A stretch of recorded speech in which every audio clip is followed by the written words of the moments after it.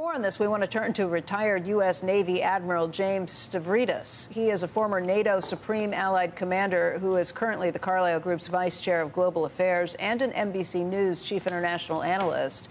And, sir, thank you for being with us this morning. I think there are so many questions, Admiral, about what's been happening.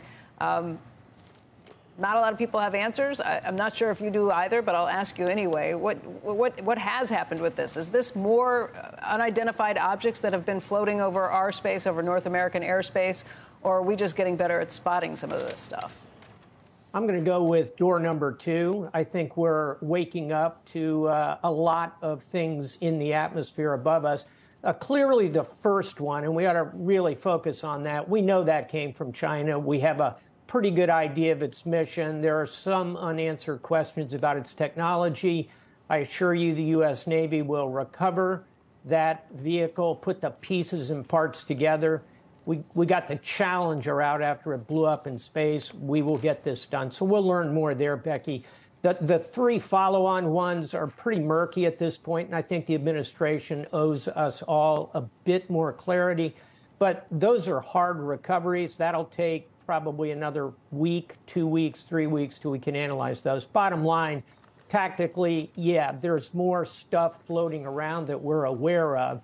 Operationally, and you're showing pictures of very expensive fighter jets shooting these things down, we need to think about our operational approach here. Not every object up there warrants an F-22 or an F-35 and a Sidewinder missile. So we've got work to do, but again, I don't see this as the leading edge of some kind of serious conflict between the U.S. and China.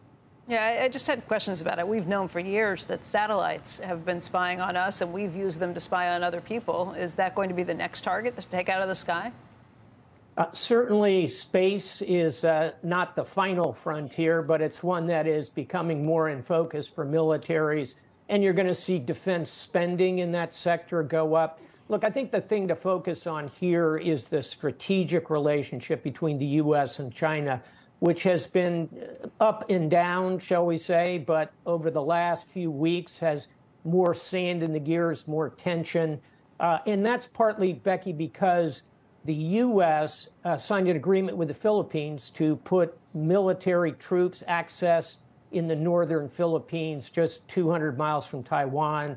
The Marine Corps stood up a new base in Guam. Some of this is China's response. This is going to go back and forth a bit. What to watch as an investor, watch Tony Blinken.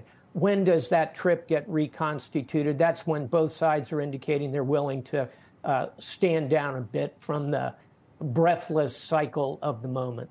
Well, I mean, even in the last week, it sounded like China was making some overtures saying that they are welcoming the Treasury Secretary's visit that's expected to come up. Does that tell us these are the things that we should be watching instead? It does indeed. There's going to be a lot of churn in this relationship. A spike, and another thing to watch would be if Speaker McCarthy decides to follow through on a trip to Taipei. That'll create another cycle of rumpus. But really watch the high-level interactions. And there, I think both U.S. and China have a vested interest in moving forward. I think you're going to see the relationship detension in the months ahead.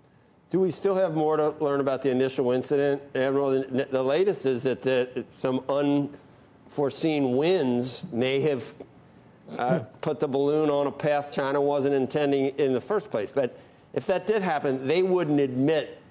Would they sooner admit that they were deliberately sending it over the U.S., or would they admit that they messed up and that they inadvertently did that? I don't know. Can we get to the bottom of that? Because if they didn't even try it, then we certainly shouldn't be changing our strategic approach to China if it wasn't even intentional. Exactly right, Joe. Smart question. Again, once we get the pieces and parts put back together, think of it like a black box. We'll have a better idea, we hope, of what kind of direction it received, what kind of connectivity it had. We've also got plenty of other intelligence sources tapping into the motivation behind this. My guess, and it's a guess, is that this was deliberate in the sense of let's collect intelligence, let's send a signal that we're displeased. I don't think China would have wanted this to ramp up to the point it's at in this moment. Here, the thing to watch is the statements coming out of Beijing, which recently have been more aggressive, accusing the U.S. of flying balloons over China. John Kirby, the national security spokesman, Rear Admiral Kirby, knocked that down hard yesterday. But China's pushing back exactly as you say, Joe, trying to create a different narrative here. Admiral Stavridis, thank you very much. You bet.